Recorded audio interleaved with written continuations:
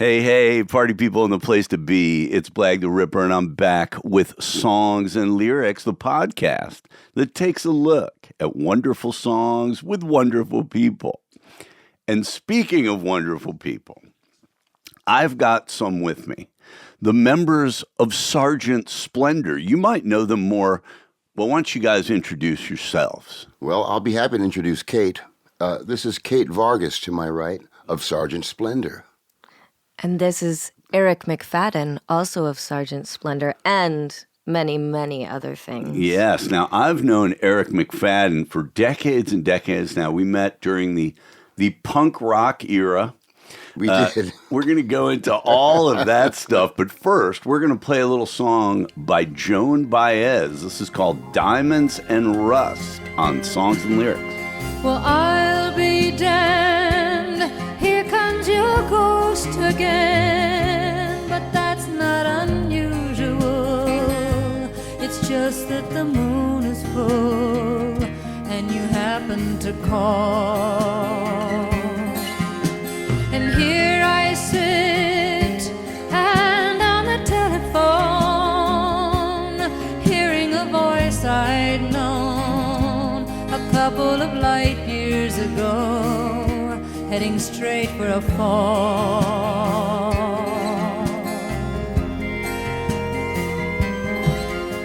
As I remember, your eyes were bluer than robin's eggs. My poetry was lousy, you said. Where are you calling from? A booth in the Midwest. 10 years ago I bought you some cufflinks. You brought me something. We both know what memories can bring. They bring diamonds and rust.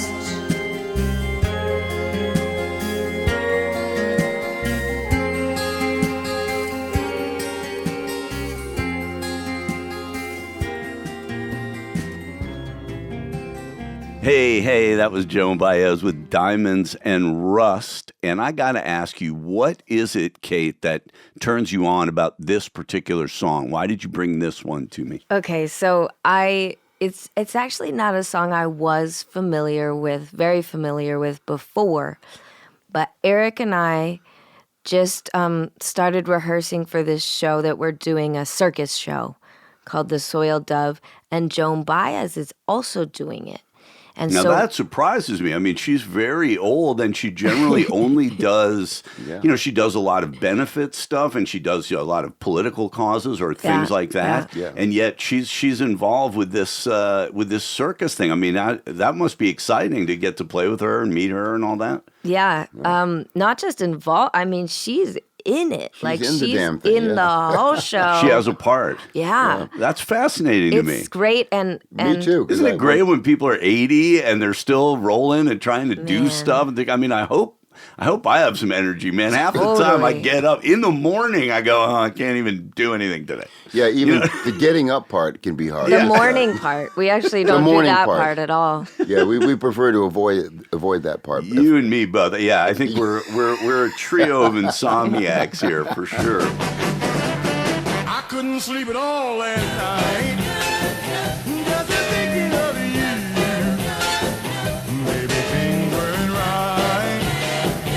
When I was tossing and turning and tossing and turning all night. I kicked the blankets on the floor, turned my pillow upside down. This is one of the songs that we'll be doing with Joan, and I never really, paid a whole lot of attention to her songs, really. I mean, and the brilliance of the songwriting and the lyrics and the melody. Yeah, it's a beautiful melody in that song. I love the vocal melody. But it's poetry. I mean, it's really poetry. Now, you guys, of course, are a couple. I don't know if you're married yet or if you're just living in sin. Yeah. The sin part, that one. Against the Lord. All right. Yeah. So we've got living in sin, miscegenation, all of the things that have made our country great.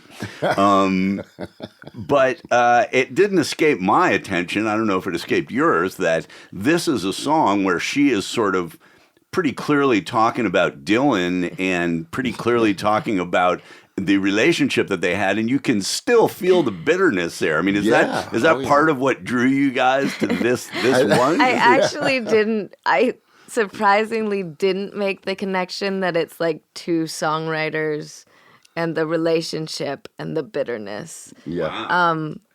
I heard that one right. I heard that right. For some reason, I had made that, but of course... I mean, obviously, I heard it in the song, but I didn't relate it to us. Oh, right, that it's like also we are two songwriters. That was lost on me completely. But you guys are still kind of in your honeymoon period, right? You've only been together for a couple years now. 6 years. 6 years. But we are still in the honeymoon I'm so oblivious to things. I think of you guys as brand new, like, 6 years. Okay. Well, so you've had time to hate each other and despise each other by now? We got locked down together, so... Yeah. You know. So you guys were like a that COVID was really couple. new. That was the beginning of our relationship. We were brand new when that happened. So you got to kind of face stuff, right? Right it's away. like, okay. All of it, right away. Right away. Full on, forced to just deal with every last thing.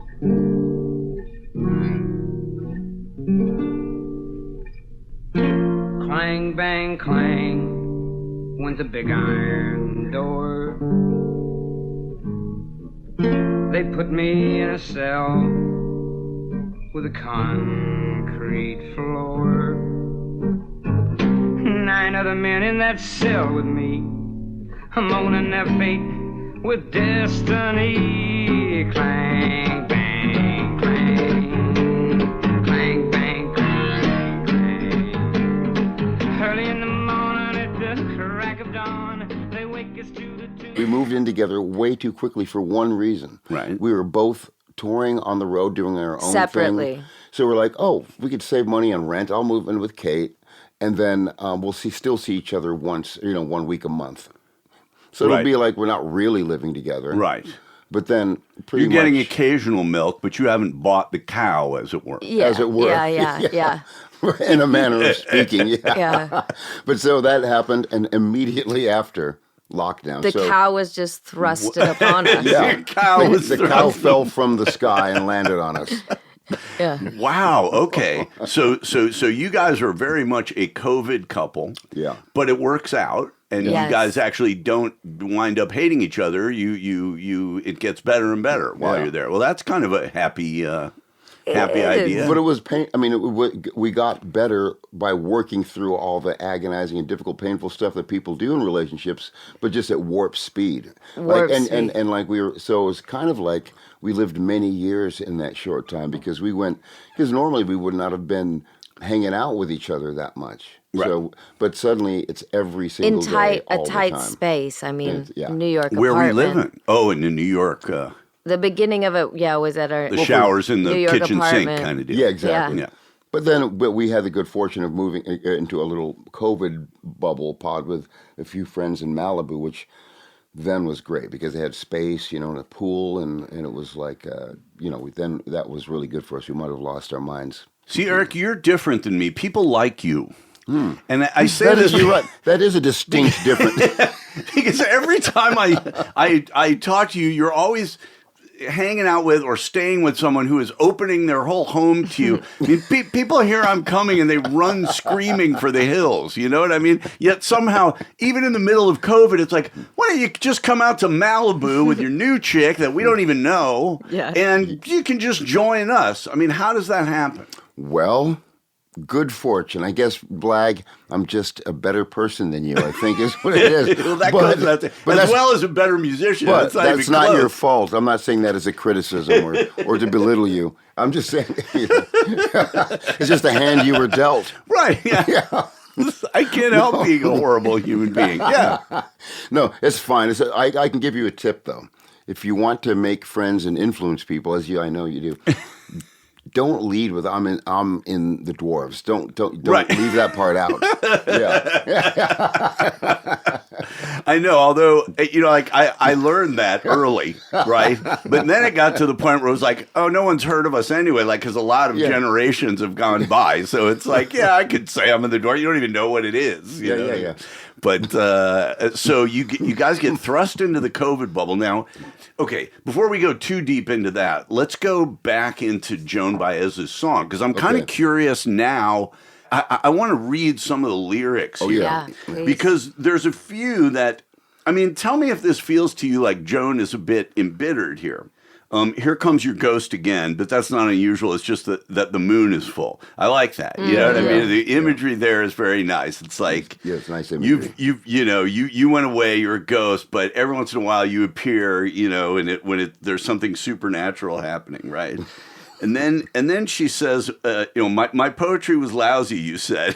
Right. Where are you calling from? So that still rankles her, I think, because you hear that story all the time, and it was in the movie about Dylan. It's like, is there something in females where they enjoy being belittled by a jerk? It's down to me. Oh, yeah. The way she talks when she's spoken to. Down to me. The change has come. She's under my thumb. Yeah, it's alright. Under my thumb. Her eyes are just kept to herself. Under my thumb. I mean, why does that work? Because obviously it pulled her in. If he would have said, I love your poetry, I think it's great, you never would have heard that story. But because he says, yeah, I think your poetry's loud, it winds up in the movie. It's like, even when she goes to write a nasty song about him 10 years later, it's still in there. I mean, what is it? So, Kate, does Eric just roundly abuse you all the time? Is that why you're here? Here's the thing. I tell her just to make her better. Say that stinks. That's lousy stuff. Go back to the drawing board. Back to your room and so keep writing. So I'm helping her. Like that's how she improves. No, go on. Sorry. I don't know. I don't know that it's just women. I think that there maybe is something about those little kind of.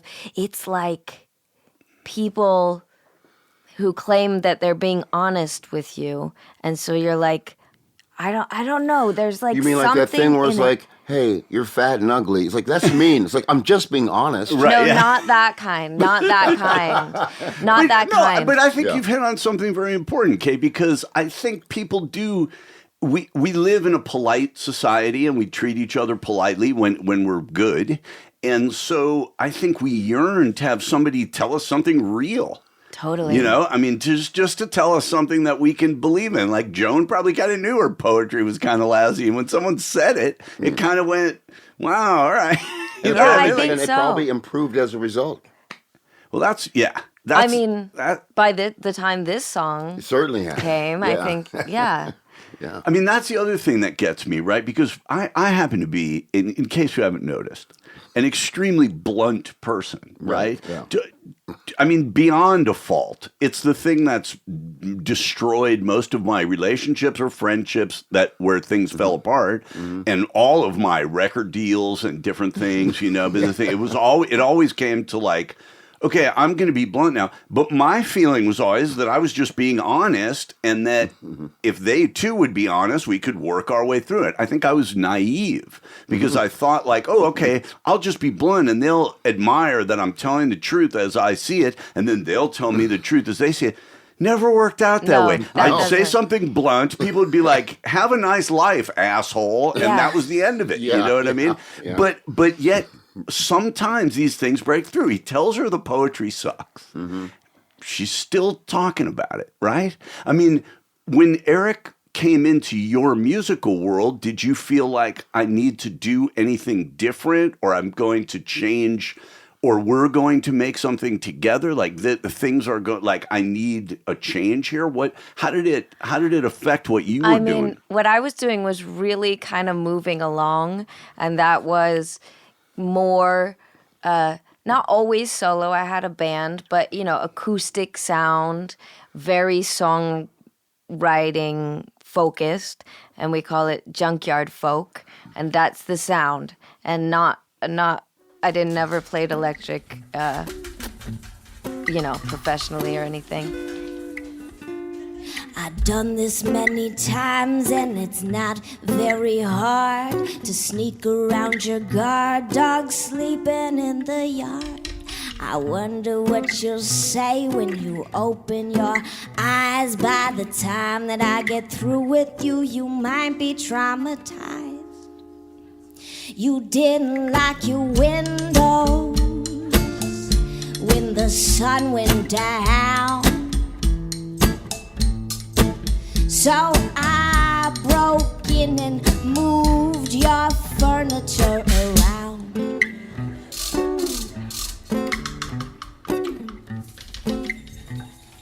Eric invited me out to do some shows, which is kind of how you date as a touring musician. How else are you going to hang out? You just go on tour together. And we did some shows, but I never thought we'd my end up approach was playing fuck together. them and then leave. But everybody does it differently. Well, Yeah. but yeah. You know, that you got your way to each his own. But go on, Em. Yeah, perhaps. Well, yeah, and then the lockdown happened, and I think that's when things really changed. Where we're we had no one else to play with, so We didn't plan. Our plan was we were kind of dating and hanging out, but Kate was doing her thing and I was doing mine, and we had no plan or intention, or there wasn't even a thought of hey, let's be a band. Mm-hmm. But when you get locked down and you were the only people we can play with together, we started doing our Monday night stream.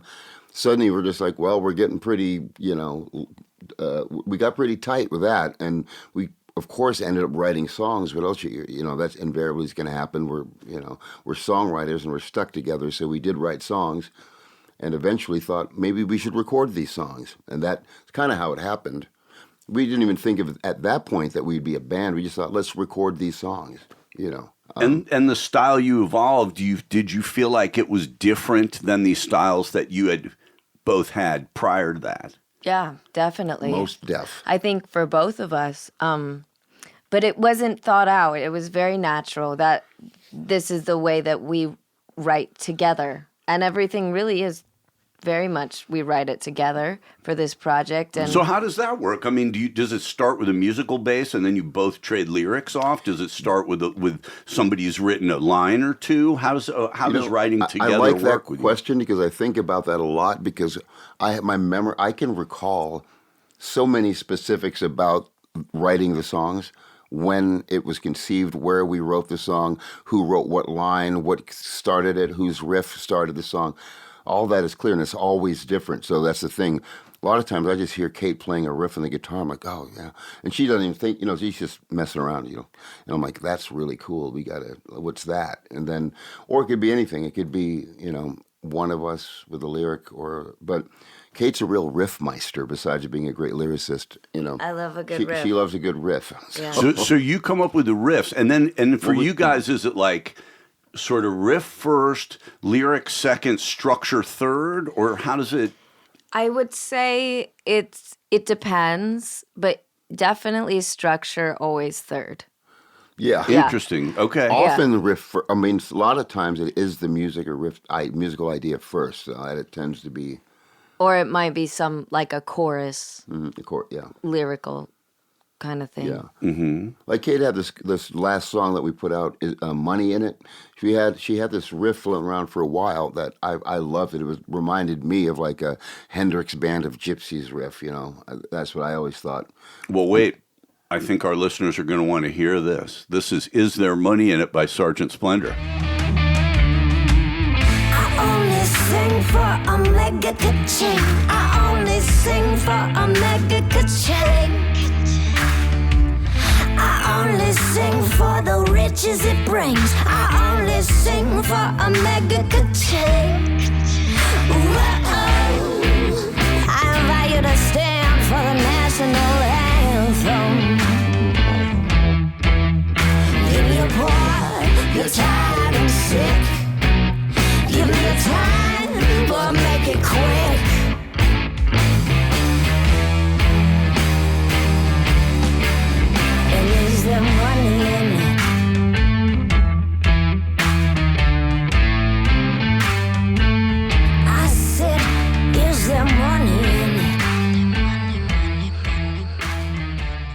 right, we're back. Is there money in it, Sergeant Splendor? Well, okay, so I'm hearing a couple things here. Number one, I'm hearing a very Hendrix-esque riff, which makes me think of the sort of guitar hero side of Eric McFadden, right? Most people know you from coming in and kind of being the guitar hotshot in a lot of groups.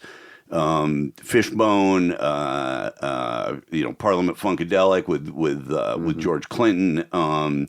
But I've seen you with guys like the Allman Brothers and jam bands, and you play at big festivals. I mean, people come just to hear you play guitar on things, and what an odd thing. I mean, well, if you've ever heard me play guitar, it would be a very odd thing. Yeah. But to hear you play it is quite a treat. And there must be a huge Hendrix influence with you. I mean, it just seems like. Oh, yeah. I did buy.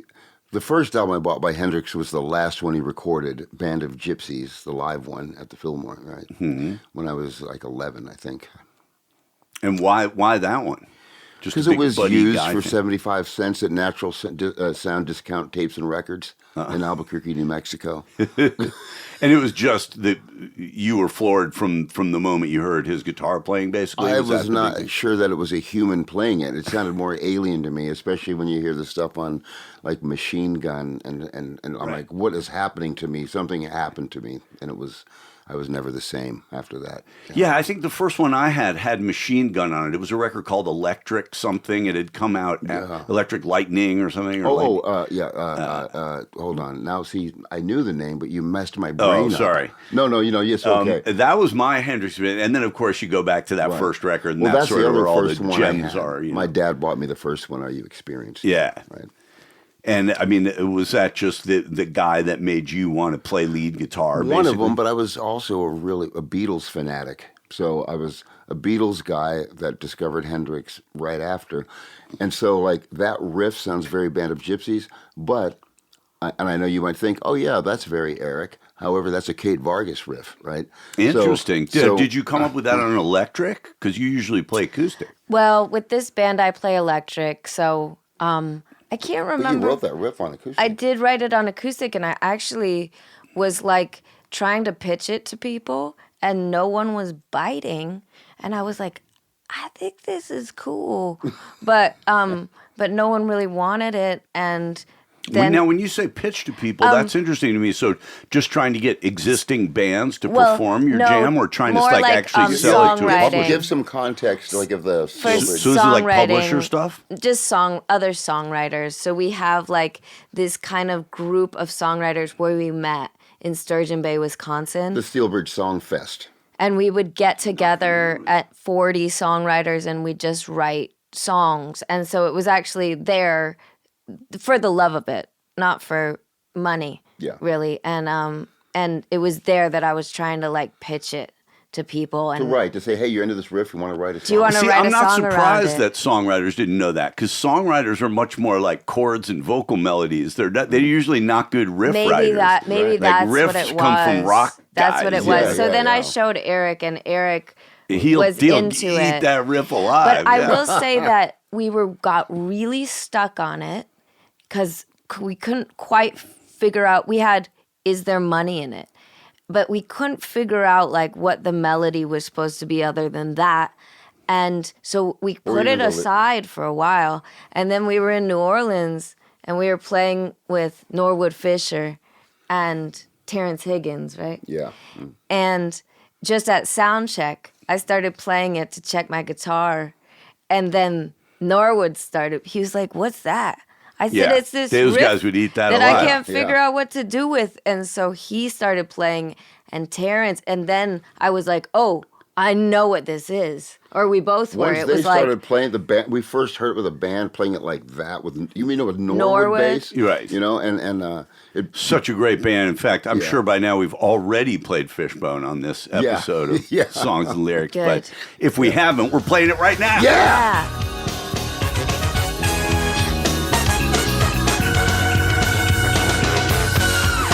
Every day the sun would shine. Take me to another place in my life where everything is beautiful, and no one's in need, no sign of greed could rule our soul. I will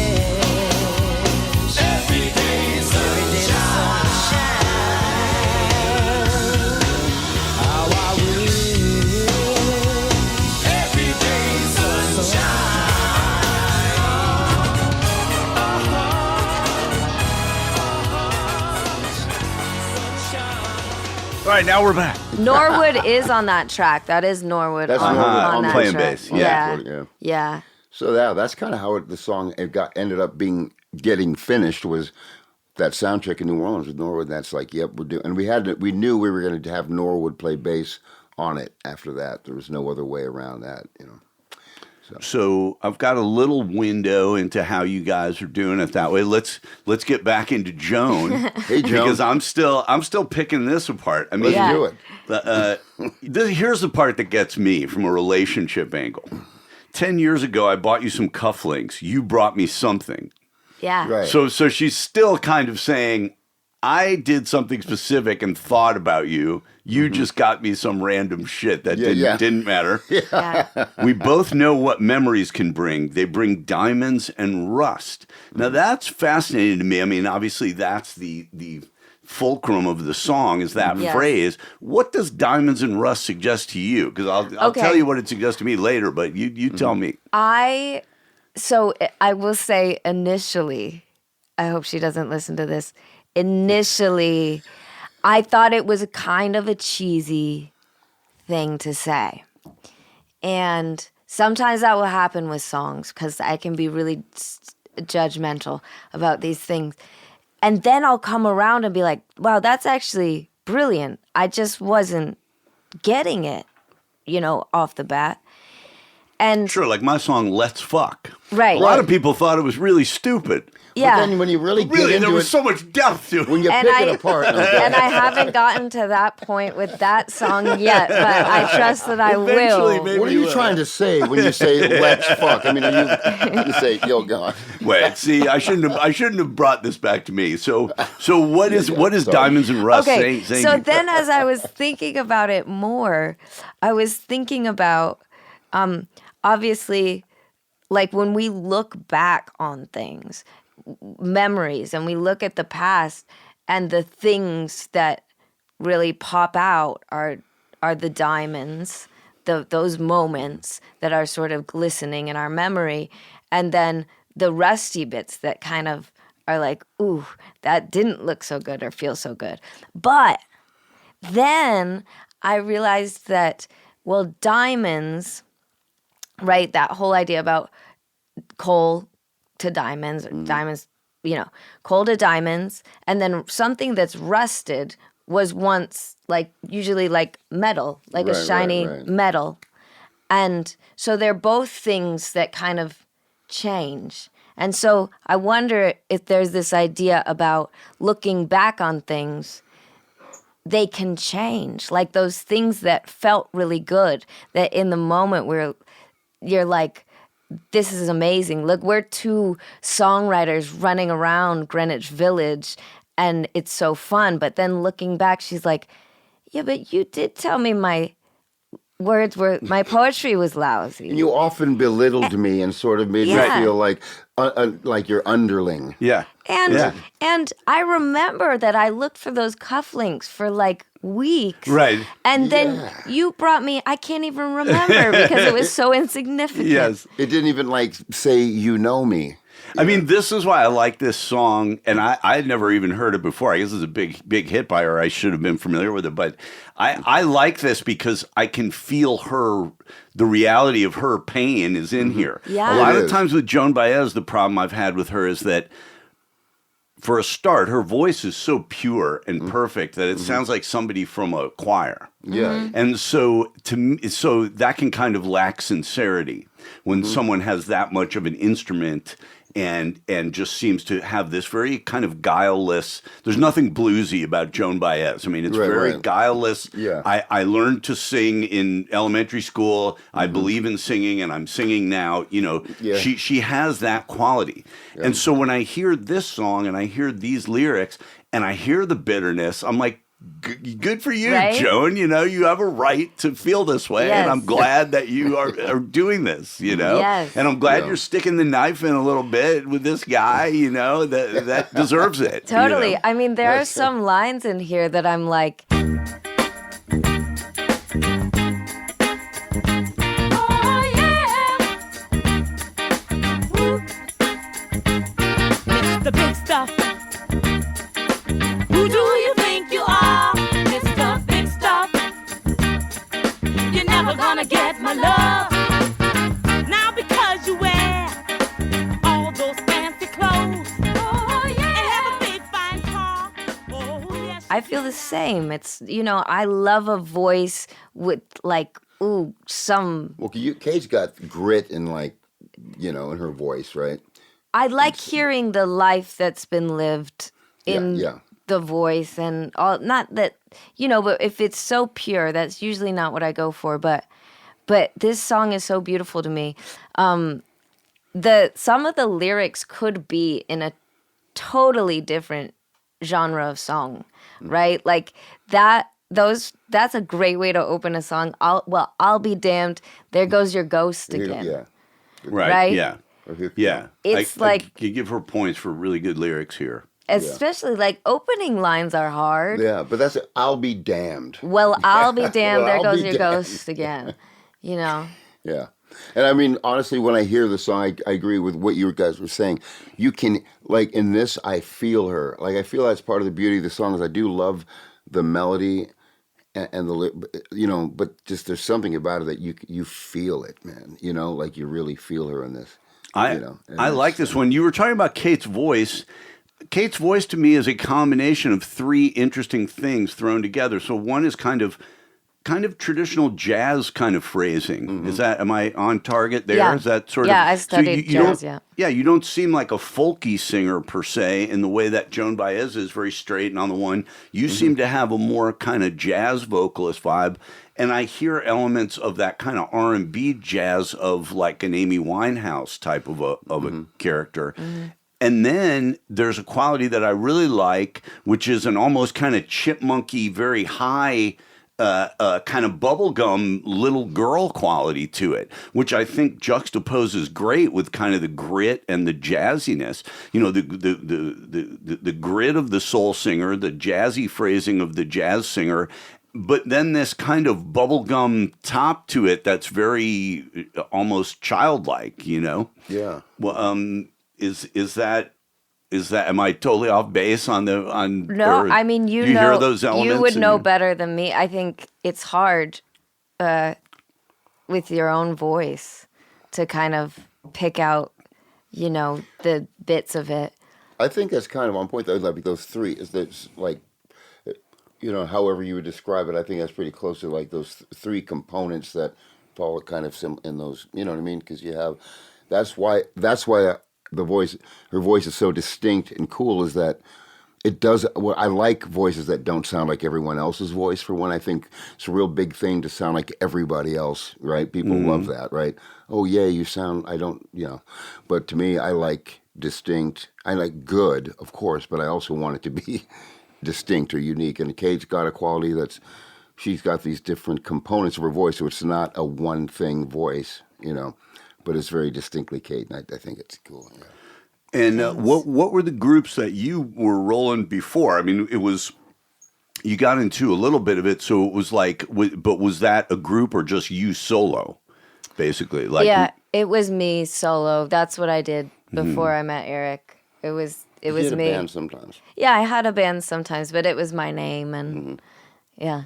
So is that difficult? I always kind of feel for people when they hang out that shingle and it's like, here's me, I'm Kate, like my landlord calls me Kate and my mom calls me Kate and I want you to call me Kate. Yeah. Coming from my angle, I was always hiding everything. Oh my it was God. like I'm hiding all my emotions. It's just fuck. And I'm hiding everything, and it's the dwarves. Don't fucking worry about who's in it. It's whoever the fuck's in it. What was it like, kind of going out there and just being you? I mean, that would kill me. If I were to do it again, I would choose a different name. I've thought about it many times. I just but at the time when I was starting, I was like really just in every way like it's me. This is me. Yeah. And that I didn't want to, put something else on. Although, when we do that, it's like a facet of us or all parts of us, but you're leaning into one part. I would totally do it different. If I could do it over, I would have a different name. It did. It felt, especially when it becomes your career.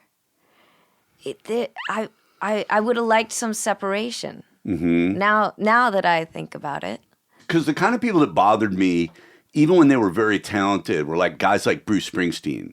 I mean, there's a part of me that has this tremendous respect for Bruce Springsteen just because he can write so many catchy jams and has written so many. Yeah. And then secondly, he's this guy with this like superhuman stage show, 4 hours. Yeah. And then he's the kind of guy, like we were talking about you earlier, that just seems to inspire love and camaraderie from people. There's a quality in him that's just they want to follow the boss and Bruce. Yeah. You know, but it's like that's the part I hate.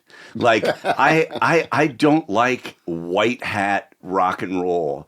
And I don't like the idea that, like, everybody's on your side and everybody loves you and everybody's rooting for you. And we have, you know, it's just kind of like, motherfucker, you know, I guess that's just not what's going on inside me. You know what I mean? And so it was like the sincerity of that. And even to, like, he's using his own name. And it's like, well, of course you're using your own name, aren't you, motherfucker? Because you're just so proud of yourself and you're such a good, sincere guy and, you know, whatever. You know, it's just like, motherfucker, you know.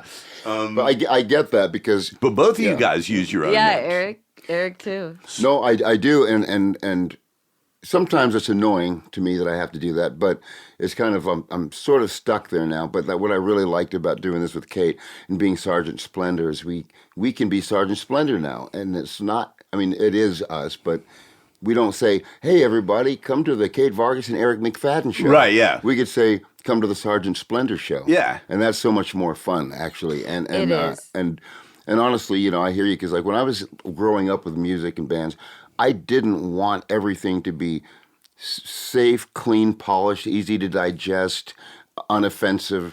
You know, I didn't want that. I'm not, you know, my view's a little different now as far as I don't need I don't set out to be as disruptive and offensive and angry as I used to. You ought to try it sometime. You know, you ought to try it. But you want to go broke and be old? I can arrange this for you. Yeah, it's funny, isn't it? Because, I mean, within saying this, it's like, yeah, okay, so I avoided my own name. Mm. So now I'm this caricature, a guy called Blag, which is a silly name. And now when I call, I have to say it's Blag. And it's like, what? You know, Blaine? Who the fuck are you? I mean, I've been hearing that for years, right? So immediately people aren't taking you seriously. Secondly, it just becomes your name anyway.